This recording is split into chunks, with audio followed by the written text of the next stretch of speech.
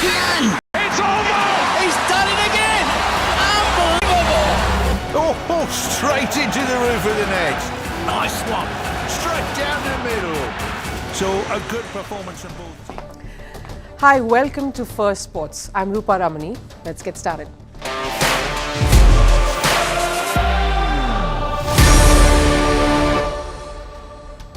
Now, the age-old battle of Messi versus Ronaldo continues to dominate conversations. The recent flare-up has been courtesy Cristiano Ronaldo, who broke his silence to say that the awards are losing their credibility. Remember, Messi had won the Ballon d'Or and the FIFA Best Male Footballer of the Year awards.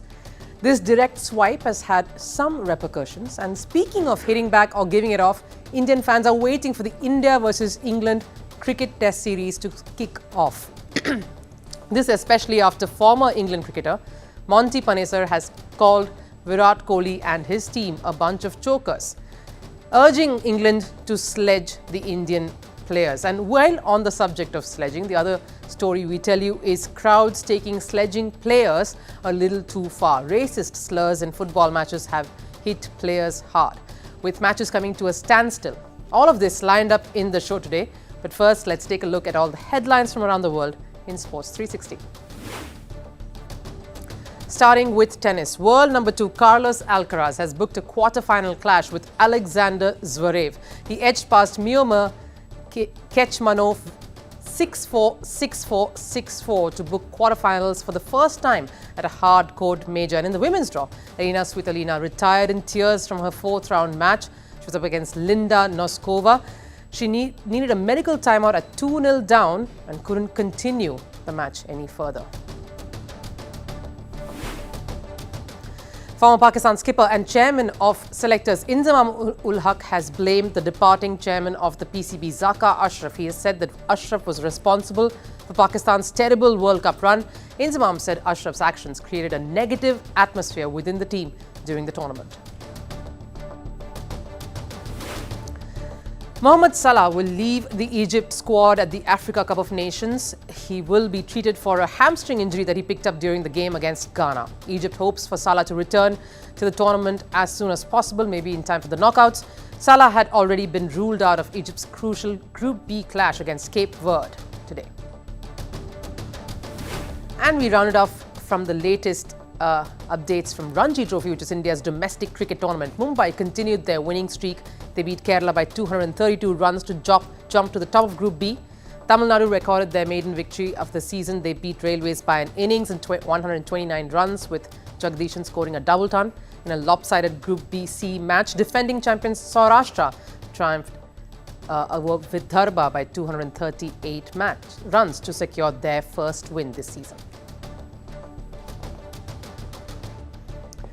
Now, the England cricket team is gearing up to take on India in a test series that is starting this week. The first test between the two test-playing giants is in India's southern city of Hyderabad, and it begins on the 25th. But even before we can size up the teams and tell you how the squads shape up and tell you the players to watch out for, which we will anyway do, the mind games and trash talking have started. We will get you more on that in just a moment. Now, there is a reason for these mind games. These two sides have always had a go at each other, many times in the past. The Jelly Beans incident featuring Ian Bell and Zahir Khan way back in 2007 comes to mind. James Anderson versus Ravindra Jadeja during the historic 2014 series. The many face-offs between Virat Kohli and the rest of the England opposition. And when it comes to Indian cricket, there's always rivalry that's steeped in bad blood, like India versus Australia. Rivalry owing to political baggage and a shared history, India versus Pakistan. This one is one that has had its fair share of jibes and contests, both on and off the fields. There are enough characters across both India and England that can provide a lot of fire and excitement to a contest. The key elements or the men to watch out for in this series will have to be those who can bat out of their skins. And of course, the spinners. These players will define how the series begins, takes shape and concludes. For India, the star batter and captain should have bearings on this contest. And of course, speaking of Virat Kohli, who is already in the chatter, and Rohit Sharma, for whom this will be a pivotal series in the lead. Virat Kohli, though, will take some time off to take to take some time to take centre stage in this contest. He will miss the first 2 tests owing to personal reasons as he's requested. But when he gets back, he will make sure his presence is felt. Virat Kohli has enjoyed batting against England. He is close to 2,000 runs against England in tests, with his highest score being 235. He averages a little over 40 overall, and that average goes up a notch while batting in the subcontinent. He loves to go up against the leader of their attack and their senior-most player, James Anderson. There is a sense of grudging respect that both share for each other on and off the field, and they love to have a go at one another. James Anderson too managed to get under Virat's skin during the 2014 series, where he enjoyed a lot of success against Kohli. England will look to Joe Root and Ben Stokes, again their star batter in the subcontinent conditions, and of course their captain, who along with Brendan McCullum has really transformed the way England plays their test cricket. Fast ball is the new mantra, though the jury is out on whether that is a sane approach in India, where the tracks will turn and playing slow and steady will be critical. Let's go over the spin department then. The comparison here is not as even as it was when we spoke of the batting prowess across both the teams. India will have the services of veterans and top performers like R. Ashwin and Ravindra Jadeja, alongside Akshar Patel and Kuldeep Yadav. Whereas England can only say Jack Leach has some amount of experience. The other 3 spinners in their midst are Tom Hartley, Shoaib Bashir and Rehan Ahmed, who will be overawed and overwhelmed by all this challenge in the subcontinent. There are a few youngsters waiting to create impact in the series, like Zach Crawley and Ollie Pope. Harry Brook would have loved to sink his teeth in, but had to go back again due to some personal reasons. Over in the Indian squad, it's a huge test for someone like Shubman Gill. Players like Yashasvi Jaiswal and Avesh Khan bring some freshness, but the big question, who will keep wickets? There's KL Rahul, of course, along with KS Bharat, who has had some brilliant warm-up leading to this series, and the young Dhruv Jurel. Former England cricketer and commentator Michael Atherton predicts it will be tough for England. He says, and I quote, their spinners are better than England's, and that will be the defining thing in the end. If you go to India, spin will play a big part. It historically has done, and I suspect it always will do. India do have a very strong seam attack as well. I think India will win. Atherton's colleague, another well-respected commentator, Nasser Hussain, has already sounded out his warning to the current England side. He says it will be very important too for England not to have any sort of excuse culture. If it does spin big like it did last time, certainly after England won the first test, it will be the same for both sides. There can be no muttering about it being unfair or not good for test cricket. Indian fans are waiting to see baseball put to bed.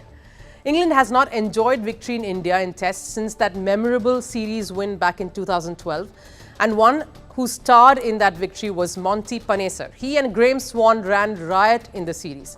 But Monty seems to have woken up quite a few of the fans and many other critics with comments on Virat Kohli and his advice to the current England side. Play with his ego and get psychologically stuck into him. They should also say things to him like, you guys are chokers when it comes to the final. They should sledge him on those lines because Stokes has won the ODI and T20 World Cups and Kohli has not, and that is going to mentally pinch him. Well, Virat Kohli has won an ODI World Cup, just not the last one, but talk about the wrong kind of advice. We have seen enough examples in the past of Virat Kohli enjoying the sledging, reveling in the banter, and everyone has witnessed that bringing out the best in him. You just have to go and ask Australia. Sure, he was not able to turn things around in 2014, even though he fought hard. It was the series MS Dhoni retired from Test cricket during. But India managed to turn it all around just a few years ago with Virat Kohli and Ajinkya Rahane leading India to a historic series win against Australia in Australia. You don't poke a bear, they say. Monty Panesar might have just done just that. Former India captain and commentator now Sunil Gavaskar has responded saying, Virat ball over Baz ball any day. All of these chatter on the sidelines is setting up the action to follow rather nicely. Should make for a very intense contest that's coming up in just a few days. Cristiano Ronaldo, who had been leaving a trail of breadcrumbs on his social media platform courtesy his snide comments via emojis to respond to certain snubs and other controversial episodes, has finally decided to break his silence. And it has raised some eyebrows. The fans, though, are all on the edge of their seats to see how this pans out. A lot has happened over the weekend. Let's get down to it. On the 19th of January, the Globe Soccer Awards was held in Dubai. Now, Globe Soccer is a Dubai-based football organization, and it involves participation from international football organizations such as the UEFA, FIFA, and other major clubs. Ronaldo was honored with 3 awards: the best goal scorer, the fans' favorite player of the year, and lastly, the best Middle Eastern player of the year 2023. After gracing the stage, he dropped some bombshell claims in his signature swagger. To be honest, I think this Saudi league is not worse than French league, to be in my opinion. In French league, I think you have 2-3 teams with a good level. In Saudi now, I think it's a more competitive. They can say whatever they want. It's just my opinion, and I played there 1 year, so I know what I'm talking about. But I think right now we are better than French league, so we still improve. Now, this was what Ronaldo said when he was asked about the Saudi Pro League that he is, of course, a very proud participant of.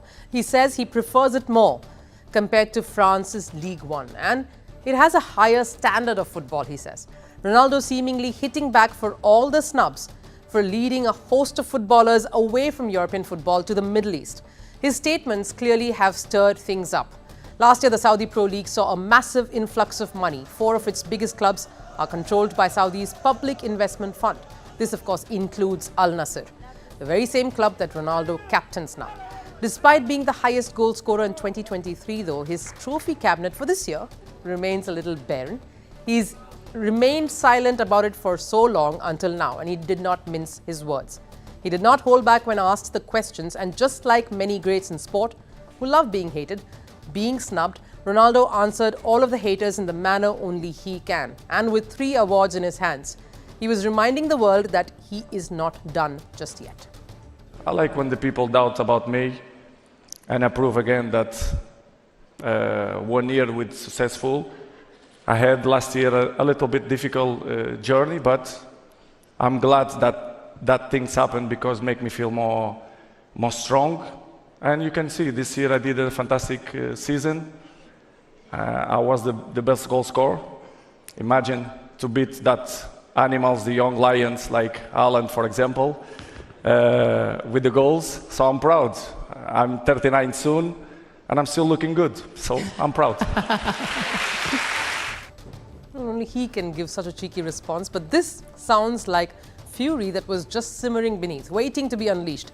At the ceremony, he also claimed to have a better season, like you heard him say, than Erling Haaland. Not Messi, Erling Haaland. He has been the top goal scorer of 2023, as we've said, something that FIFA sidestepped in their awards nominations. Lionel Messi won Ballon d'Or and the FIFA Best Men's Player of the Year award, and Ronaldo continued his frank observations on this too. In an interview later, he took a dig at FIFA and Ballon d'Or awards, saying that there are cracks in their very foundation and the awards are losing their credibility.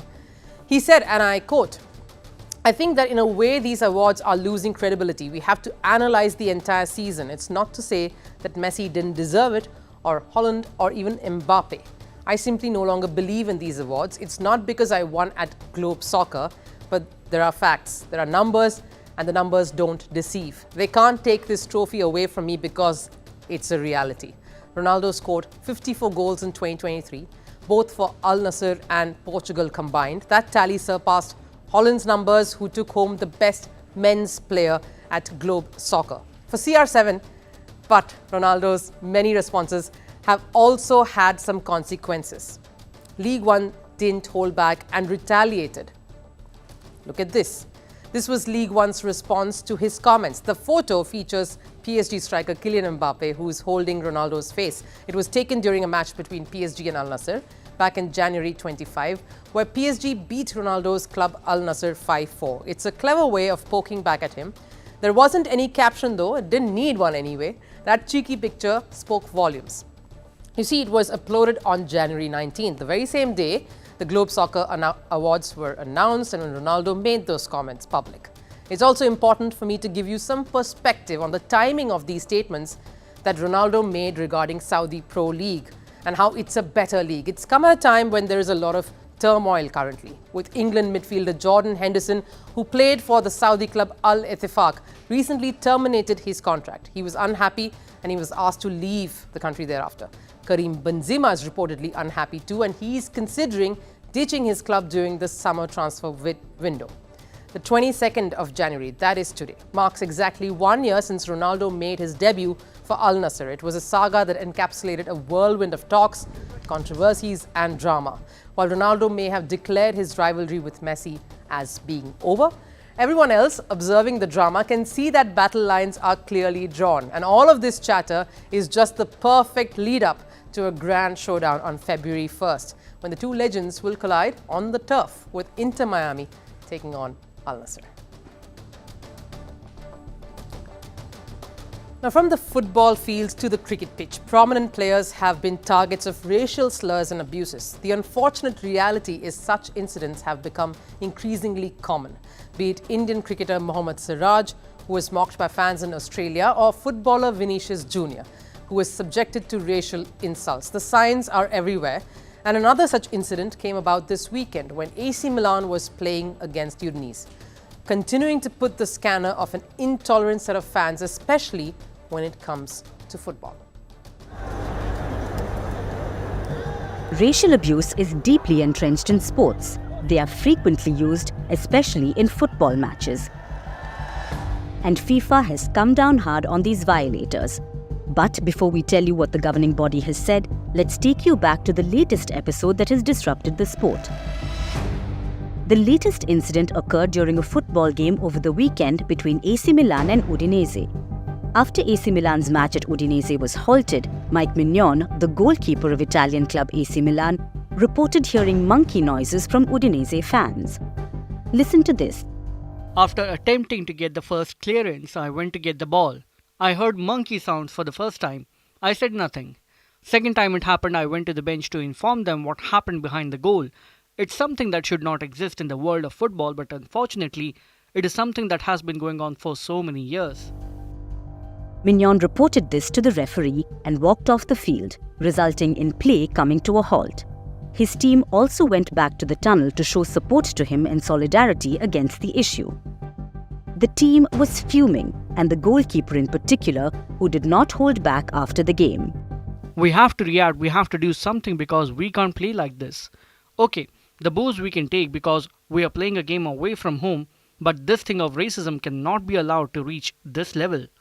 And with all the cameras that are there and the sanctions that are there for these things, something must be done to change things. It's easy to hurl abuses and racial slurs from the safety of a faceless crowd. It's almost like trolling. You can do it from the comfort of not showing your face ever. But it's the players who face the brunt of it all. It's discrimination of the highest level, and at a time when the world is trying to bridge the gaps based on so many differentiators. AC Milan went on to win that game 3-2 against Udinese. The incident brought some of the biggest names to come out in support of Mignon, like his French teammate Kylian Mbappa. And this was not the only recent incident that's flared up. During Sheffield's Wednesday fixture against Coventry City at Hillsborough on January 20th, a Coventry midfielder, Casey Palmer, was at the receiving end. A fan had made a racial gesture towards him. All of this, of course, has reached FIFA's doorstep. Football's governing body has decided to take a strong step towards putting an end to racism in the sport. FIFA has gone on to say that the football team whose fans engage in racial abuses or gestures will end up forfeiting the match. FIFA's latest decision comes in addition to the 3-step anti-racism plan, which includes stopping the match, restopping the match, and finally abandoning the match altogether. Here's what FIFA said. We need all the relevant stakeholders to take action, starting with education in schools so that the future generations understand that this is not part of football or society. Along with the 3-step process, we have to implement an automatic forfeit for the team whose fans have committed racism and caused the match to be abandoned, as well as worldwide stadium bans and criminal charges for racists. FIFA's zero-tolerance outlook towards racism comes at a time of increasing instances of racial discrimination. In fact, just a week earlier, Lazio, another Italian football club, was given a 1-match stand closure. meaning Lazio fans will not attend their club's upcoming fixture against Napoli on January 28th. This was after monkey chants were directed at Romelu Lukaku when Lazio took on Roma. How strict enough are these measures though? Shouldn't the change come from the grassroots? And how much of an impact will this have on the football community as a whole? Well, those are some things to think about. We're near the end of the show and it is time for Last Serve. Now, it was a starry day in India's state of Uttar Pradesh. Top businessmen, industrialists, celebrities that included movie stars and top sporting personalities from India were all present for the inauguration of the Ayodhya temple. Take a look.